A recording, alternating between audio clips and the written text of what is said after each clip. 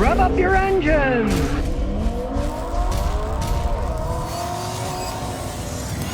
Abraham, Jimmy says, Scotty, when did you go to college? Well, when dinosaurs roamed the earth. I graduated from York University in 1975, and I got my master's degree from the University of Illinois in 1978. Then I passed my PhD preliminary exams. Then I got married and never went back. I went back to fixing cars. I always worked in the summer as a mechanic anyway, so, I kept the skill, and I would have never lasted at a university because I wouldn't have gotten tenure. To get tenure, you got to be kind of a apple shiner and a butt kisser. That's how that works. And I'm not either of those, so I would have never gotten tenure. If I would have got a job somewhere after a PhD, it would have been for 3 or 4 years, and then I'd have to get a job somewhere else because I wouldn't get tenure. La, la, la, la, la. And anyways, you make a lot more money being a mechanic and being a YouTube star than you ever will teaching at a university. In retrospect, yes, it really worked out fine. Our World's Equire says, Scott, I only have 2 quarts of Haviland oil. I want to buy Royal Purple. Car takes 5 quarts. Can I mix the oils together? They mix quite well, just like gasoline. You can go to Exxon station, then put Chevron in when you're half a tank if you want. It all mixes right away. It's not going to hurt anything. But just from personal experience of working on these things for 52 years, don't make a habit of it. Find an oil that works good with your car and stick to it. Because if you find an oil that it doesn't burn oil and it gets good gas mileage, the engine doesn't get worn, stick to it. That's why I like castor oil. I've been using castor oil since I was a kid.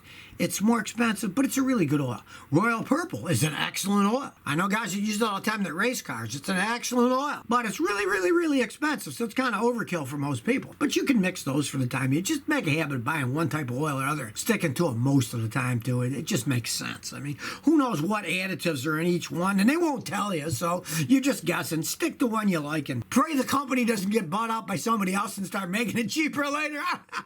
I've seen that happen. JetBlue says, how do you feel about Dodge Chargers? Well, they're really fun to drive. I love it when I get one to drive around when I work on one. They're real fast. They're a scream to drive around in, but over time, they're endless money pits. You check out the resale value of Dodge Chargers. They're nil. Unless you're talking about a 60s, it's now a collector's item. But over time, they just don't hold up. With all that power, nothing probably would anyways. It wouldn't matter. I mean, you get that much power, you're going to ruin things. There's only so much power an engine can take. Plus, it's a Chrysler-built vehicle, and Chrysler isn't that great of a company. Fiat owns them, and now what? Now they're merged with Peugeot, the French company. I'm sure the quality's going to go even further down the toilet now. TJC123 says, I'm interested in the new RAV4 hybrid. I'm looking for good gas consumption. Would you recommend it over the normal RAV4? I'm also looking to keep it for 6+ years. I'm not a hybrid fan myself because I'm a mechanic and I have to fix those things. I know how complex they are. I know how super expensive they are to repair when they get older.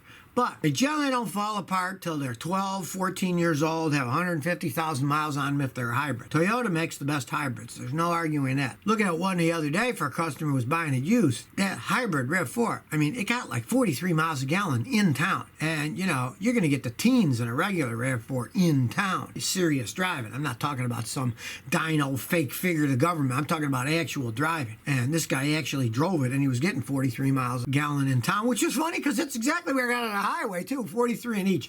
A lot of times the hybrids get a lot better in town than on a highway, but that's a higher vehicle, so it's a little bit different than the Priuses and stuff that are low to the ground, that are really aerodynamic, that will actually get better gas mileage in town than they will on a highway because of the friction of the air when you're going 65, 70 miles an hour. Mateo Matthews says, 2020 Nissan Titan with a 9-speed transmission. I never believe in buying new stuff anyways because you lose too much money. I would not really mess with that 9-speed till they've been out for quite some time in that configuration. Nissan's been changing the engines they put in them, the transmissions, and who knows how they make. And you're not going to know for a good 4 or 5 years. So 4 or 5 years from now, they say the 2020 Titan 9-speeds are good, buy yourself a used one.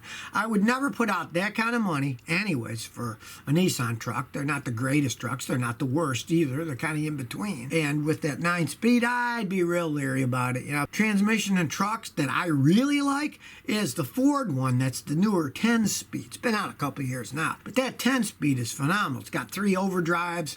I was driving an Expedition around, and that thing got like 26 miles a gallon on a highway, which is insane high for a giant vehicle like that.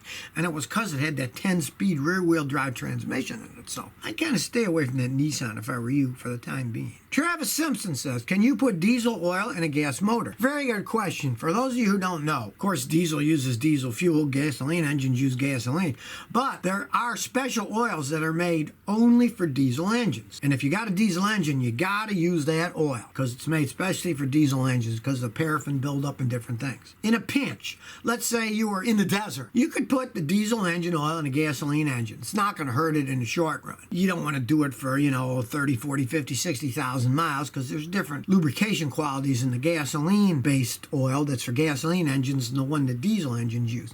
But I had a guy, and he was cheap, and so he was just going to AutoZones that had sale on these big 4 quarts of the oil just for diesels. And he put it in his gasoline cars. He did it for years and he never had any real problems. So, you don't want to do it just because theoretically it's made for diesels and the gasoline one's made for gasoline. But in a pinch, if that's the only thing around, you could put some in it. It's not going to really hurt it, except for a really, really, really, really, really long time. We're getting into theoretical physics now. Kevin Lewis says, is it okay to use cruise control on roads with hills and curves or just on a highway? All right. Depends on your car, how new it is, and what model it is. You take a car that has adaptive cruise control, it'll work anywhere. Most of the modern vehicles have adaptive cruise controls. I was telling you about that Ford Expedition with the 10-speed. That was a brand new one, and it had adaptive cruise control. I used it everywhere. It had no problem. If you get in a 20-year-old car with cruise control, odds are it won't work right. Going up and down hills, it'll be shifting up and down, and the speed will go radically. I've rented cars 20 years ago. I'd have it on speed control in the New Mexico mountains, and then when it goes downhill, you still end up going 90 miles an hour going downhill unless you stepped on the brake or downshifted because they didn't work that well. But the modern cars have adaptive cruise control, and they have no problem. The only thing that you have to worry about if you're doing it on curvy roads is you got to watch what you're doing. If you're going 65 in the curves, you can do it in your car and somebody else can. You might run right into them. You got to really pay attention when you got cruise control. The first time I used it, I was all worried. I thought, oh, the car's free. I don't know if put on the gas or the brake, I feel like it's out of control. And I did, Now I know when I use them when I'm on a highway. When there's nobody around, it's great. But say if I go to Galveston, which is like 50 miles away in the summer, and we come back at night, when we go down, it's usually not too bad. But at night, everyone is coming back from Galveston to Houston, right? Jammed, bumper to bumper, stop and go traffic. You can't use cruise control. It's too bumpy. Then you can't really use it. Youngblood said, "What's your opinion on a 5.7-liter 2008 Toyota Tundra with 200,000 miles? Looking at one to buy right now. They're well-built trucks. There's no arguing that. But understand, 200,000 miles, and it's 12 years old. Those get expensive to maintain as they age. For one example, it's a V8 engine, but the idiots that designed it put the starter on the back of the engine near the firewall.